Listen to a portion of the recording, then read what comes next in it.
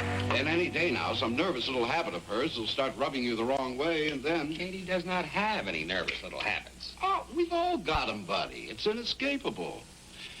For instance, Phyllis was a noisy smoker.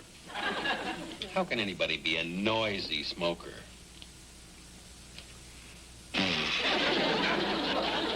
You'd be surprised how irritating that can get. It seems rather petty to me to allow yourself to be annoyed by a little irritation like that. Well, it won't seem petty when it happens to you.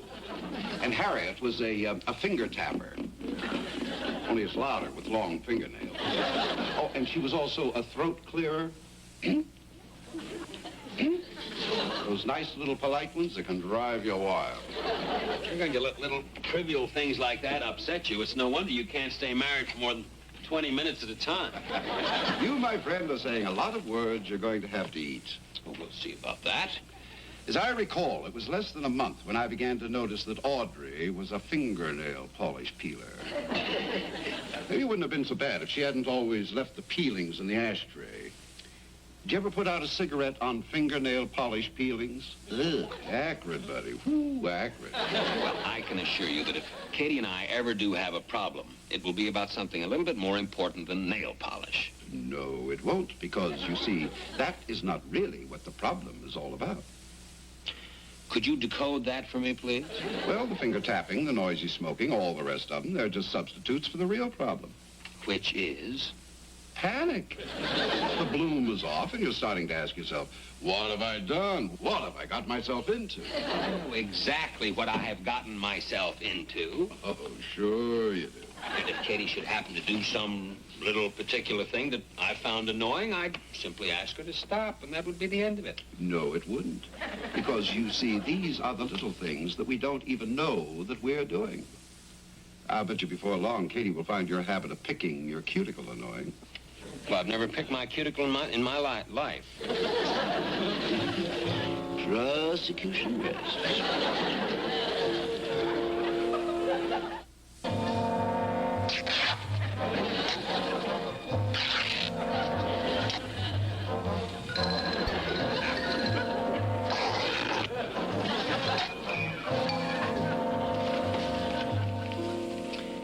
Well, how's my sweater coming along? I'm glad I didn't tell you which Christmas it was for. I think I made two back.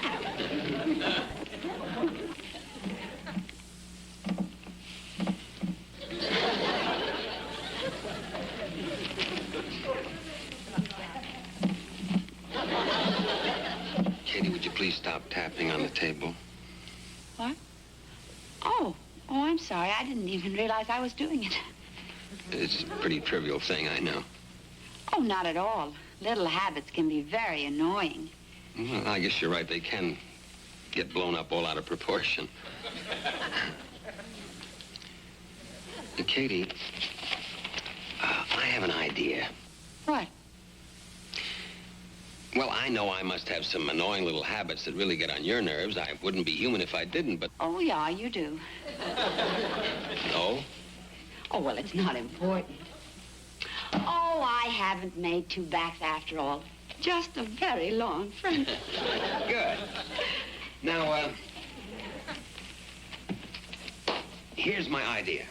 Why don't we just sort of clear the air a little bit? You know, tell each other the things that rub us the wrong way. We used to do that when we were children. We called it a truth party. You had to say exactly what you thought about everyone. You usually ended up having to get a whole new set of friends. We're not children anymore, Katy. We're civilized adults. It's simply a matter of preventing these little problems from developing into big problems by means of a calm, dispassionate discussion. All right? You start. Oh, no, you. Ladies first, I insist. Well, this is going to sound awfully petty. Well, don't worry about it. Mine will, too. Oh? Do you have many? Just a few. Come on now, Katy. You're just stalling, huh? What's the matter? You tell me you're stuck already, huh? Oh, well, for some reason, it really annoys me when you pick your cuticle. Well, look at that. You know, I didn't even know I was doing it. Thank you for pointing that out. Listen, I want you to stop me every time you see me do that. Is that a promise? Well, all right. Okay. Anything else? Well, let's take turns. Well, that seems fair enough. Besides your finger tapping, there's throat clearing. Throat clearing? Well, everyone clears his throat. Yes, but in your case, it seems to be some kind of a little nervous habit, as if you didn't really have to clear it that much. And I suppose you know when I have to and when I don't? No, it's just that, well, you do clear it an awful lot. Your turn. When we're at parties, you ask me to tell a story, and then you end up telling all the good parts. Katy, I would never do a thing like that to you. Well, listen to yourself sometimes. And then there's crunching strawberry seeds. Crunching strawberry seeds? Well, the frozen ones are not so bad. They're soft. But the fresh ones have very loud seeds. Your turn. Well, if you think I make a lot of noise with strawberries, you ought to hear yourself with a cold apple. It sounds like gunshots. And you have a habit of peeling your fingernail polish off and dropping the peelings right in the ashtray. Where else do you expect me to put it? Well, it may strike you as a novel idea, but why not just leave it on your nails, okay? Next, or have you run out? Not quite. You bury your head behind the newspaper at breakfast, and you squeeze the toothpaste from the middle. Speaking of toothpaste, how about putting the cap back on the tube just once in a while? And how about cutting down on all these important phone calls to my office about bed sheets? Fine. I could have found that out when I got home, especially since the sales were all final. Anything else? Yes, you chew your fingernails when you're on the telephone and you leave lipstick marks on your coffee cup. For your information, you tap your foot while you're eating and you pull your earlobes when you're thinking, and when you're sleeping, you snore. So I couldn't possibly snore. I've had my adenoids out, huh? Then someone in our bedroom is sawing boards. All right, if that's the way you feel, why don't I just leave, and then there won't be any more snoring.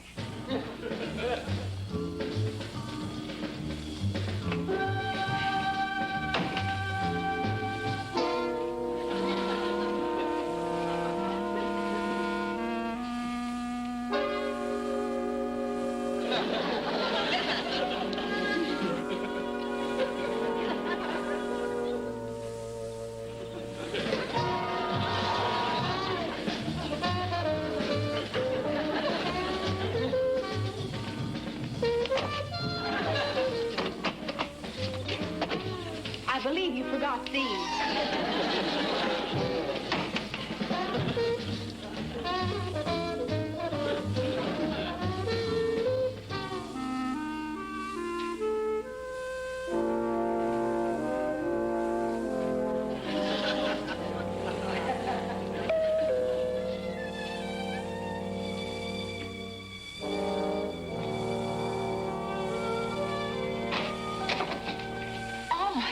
Margot, come on in. Hi, Katy. I was in the neighborhood and just thought I'd drop by to see if Senator Ames happened to be visiting.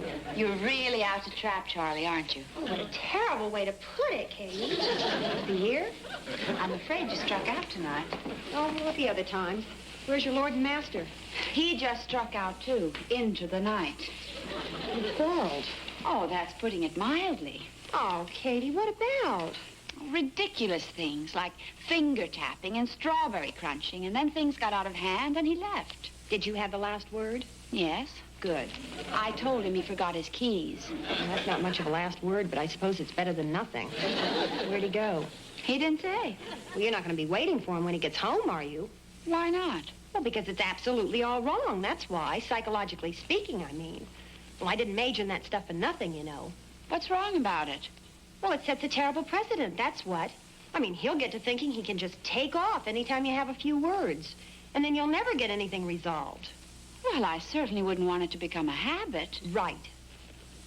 There's a double feature at the art house. You and I are going. Oh, a double feature? That gets us out too late. That's the whole point. That way you're bound to get home later than Glen. Now, come on. Besides, I hear the movies are great.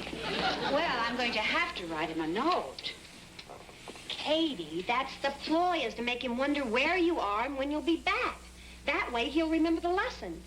Are you sure you know what you're talking about? Of course, I wasn't a psychology major for nothing. Right. I'll get your coat. Hey, why don't we call Senator Ames? I bet he'd just love to see those movies. Nice try, Margot. But if I'm going to see them Glenless, you're going to see them Charlie-less. Oh, you're no fun. And if this little ploy turns out badly, I'm going to be even less fun.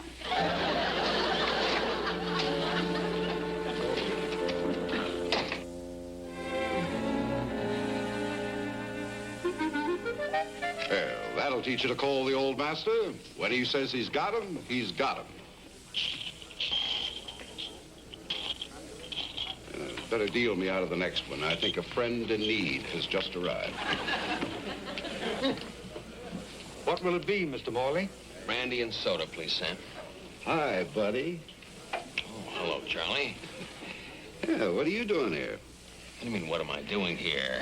Can't a man walk into his own club for a drink without all these questions? It's just that you haven't been here since you were wed.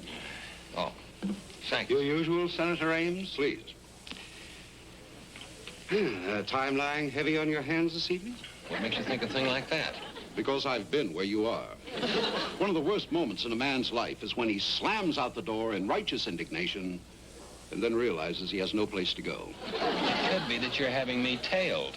It's just that we all have pretty much the same experience sooner or later. Well, the worst part of it was I had to go back for my keys. I hope you're having a double. All right, come on now. Tell Uncle Charlie who's been rocking the love nest. I'd rather not discuss it if you don't mind, Uncle Charlie. I can tell me this. Is it a 1 hour stay away or a 2 hour stay away or a 3 hour stay away? What are you talking about? A 1 hour stay away covers things like starch in your shirt for the second week in a row. And a 2 hour stay away is for more serious offenses such as accusing you of snoring. You sure you're not having me tailed? And a 3 hour stay away is for when she throws something. Well, thanks, old pal. You've just done me a big favor. Yeah, anything else you want to know, just ask. You've made me see how ridiculous the whole thing is. Sam, could I please have the phone a minute? What are you doing? I'm going to call up Katy. What for? I want to apologize. Oh, no, don't do it, buddy. Now, don't do it.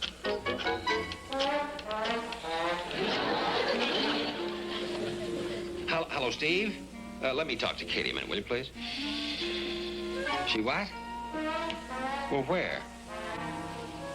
Oh, I see. Oh, no, all right. Thanks a lot. Good night. Well? She went out with Marco. Ooh, you've lost a lot of ground. Didn't even say where she was going. Typical female maneuver. And, you know, if you let her get away with it, she'll try it again. Now, the action that's called for here, buddy, is the outstay-em maneuver. What is that supposed to mean? That means that you're not going to be there waiting when she gets home. Where am I going to be? In a nice, friendly poker game. The evening will be over before you know it. Oh, thanks, Charlie. No poker for me tonight. Well, you can't just sit here and get stoned. Why not? Come on, cards will do you good. No, thanks, Charlie. I think I'll just go for a little drive. Okay, but it's going to seem like an awfully long evening. Nevertheless. Oh, Sam, would you put these on my tab, please? Yes, of course. So long. So long, buddy. And just remember, all us guys here at the Atlas Club are rooting for you.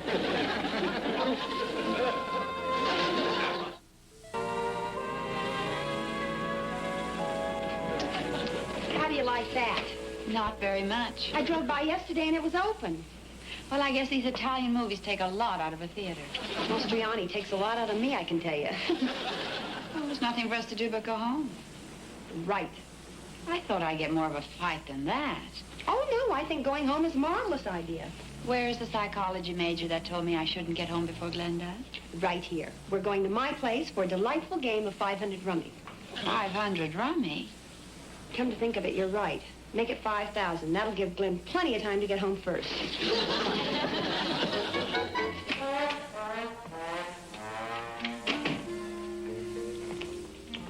Were you closing? What was it you wanted? Cup of coffee. Okay.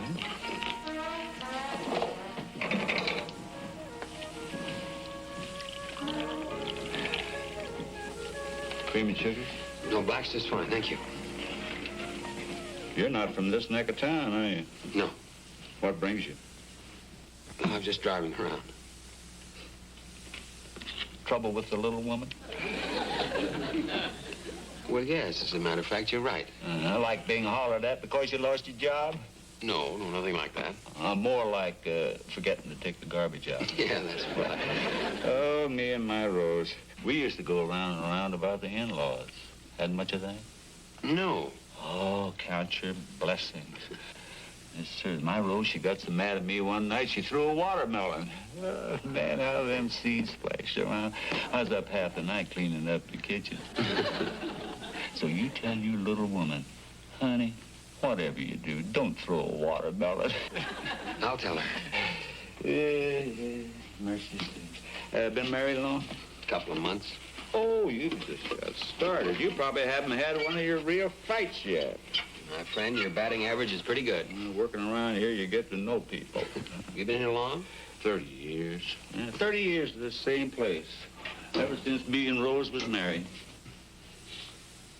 Any children? Yeah, 2 boys and a girl. The girl had been gone now, of course. The girl looked like me. Just you and Rose now, huh? Yeah, just me and Rose. You know, funny thing about them beefs and them get-tos. After a good many years, you grow philosophical about it. It doesn't bother you much. Or maybe you just get tenured. You know, these days, I don't much even hear what Rose is saying. It's been that way for quite a while, too. Well, I guess that does make it easier. Funny, too, when you first get together, you two, everything is just fine. Then before you know it, you wake up some morning and you can't even remember how it was. Everything just seems to run down. Of course, maybe if we hadn't had those set twos, thinking about it, you know, not a one of them ever got ended. Well, I guess I'd better be running along. How much do I owe you? A dime.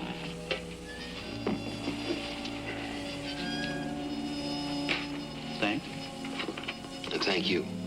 For what? The advice. Oh, about the watermelon, huh? And all the rest of it, too. Good night, my friend. Good night.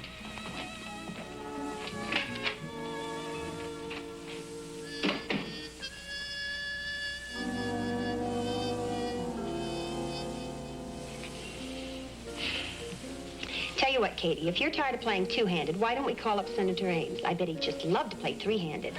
I'm tired of playing, period. That's ridiculous. You're winning. That fits very nicely, thank you. Yipes, and I'm stuck with 2 aces.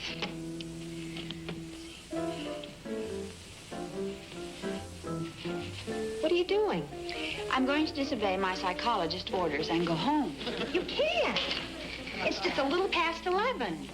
Sit down, I'll make another pot of coffee. No, thank you, not for me. But if you leave now, you're bound to beat him home, and then you've just wasted the whole evening. Not at all. Thanks to you, I've had a chance to cool off. Let's compromise. Wait 2 more hours. Margot, when I see how determined you can get, I realize Charlie Ames doesn't have a chance. Oh, I certainly hope not. Now, how about that fresh coffee? No, I'm off, and I'll let you in on a secret. I'm going to do something you're absolutely going to hate. What? I'm going to run all the way. You're wrong.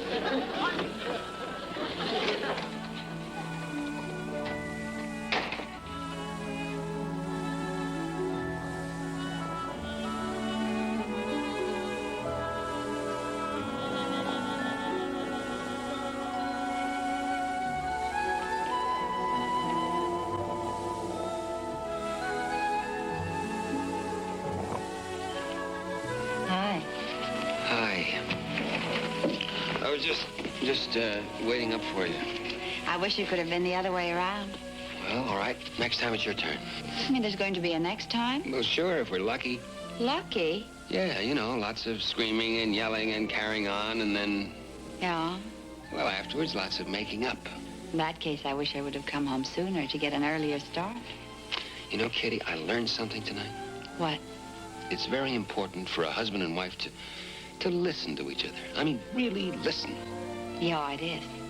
So, I'm going to listen to whatever you say, even if it's just telling me that I snore. Oh, incidentally, is that true? That you snore? Yeah. Only when you're lying on your back. I see. Well, it's not enough to really bother anybody. Good.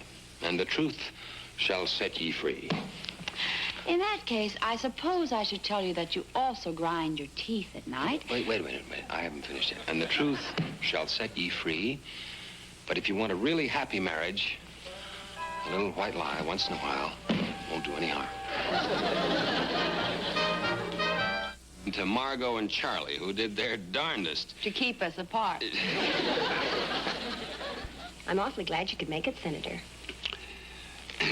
Yes, so am I. Awfully. Look, Katy, At what? how adorable Charlie looks when he chews his fingernail.